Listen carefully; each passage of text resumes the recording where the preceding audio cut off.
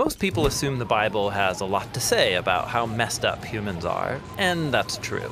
It's also true that the Bible's vocabulary about this topic sounds odd to modern people, using words like sin, iniquity, or transgression.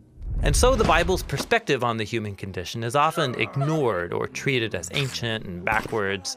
This is really unfortunate, because through these words, the biblical authors are offering us a deeply profound diagnosis of human nature. Sin refers to moral failure, and transgression describes how we break trust with others. And iniquity? No one even uses that word anymore. So what's it all about? In Bible translations, iniquity is one way the Hebrew word avon gets translated. It's also rendered by words like wickedness, guilt, or sin. So what does avon actually mean? The word avon is related to a Hebrew verb avah, which means to be bent or crooked.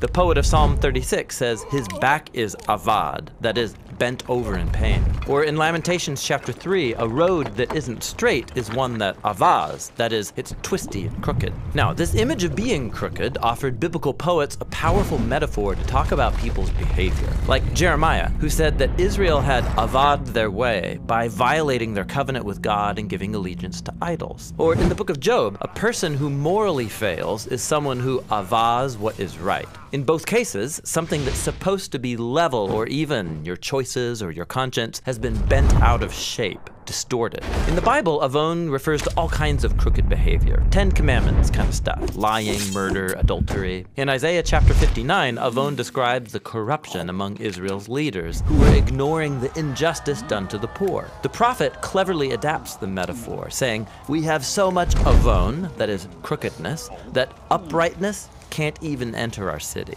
Things were so morally distorted in Jerusalem that crooked was the new straight. Another fascinating thing about the word avon is that it refers not only to distorted behavior, but also to the crooked consequences. The hurt people, the broken relationships, the cycles of retaliation. You find this idea in the biblical phrase to punish, which in biblical Hebrew is to visit someone's avon upon them. That is, to let them sit in the consequences of their crooked choices. This is what the prophet Jeremiah said about the Babylonians, who were destroying other nations. One day, those nations would destroy them in return. And so Babylon's divine punishment would be having to live in a disfigured world of its own making. This is actually the main way biblical authors talk about God's response to human avon, letting people experience the crooked consequences of their choices. This is the meaning of the common biblical phrase, to bear your iniquity, or in Hebrew, to carry your avon. God gives people the dignity of carrying the consequences of their bad decisions. But that's not the only way God responds to avon in the Bible. He also offers to carry the avon of corrupt people as an act of sheer generosity. In fact, carrying avon is the most common Hebrew phrase for God's forgiveness. Like Psalm 32, where the poet says, "I didn't hide my avon, but confessed it, and you carried the avon of my sin."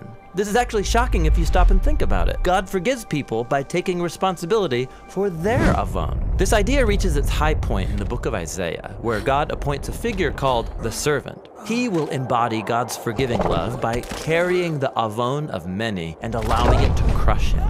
This servant will absorb humanity's crookedness, letting it overwhelm and destroy him. But that's not the end of the story.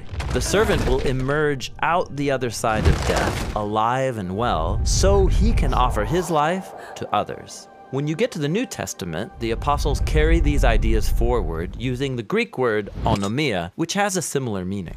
Like Paul the Apostle, he identified the servant as Jesus, and he said, "Our great God and Savior, Jesus the Messiah, gave his life on our behalf in order to redeem us from all of our onomia, our crooked behavior and its consequences." And so, the whole biblical story is about God's desire to take crooked people and the twisted world that we've created and to make everything right.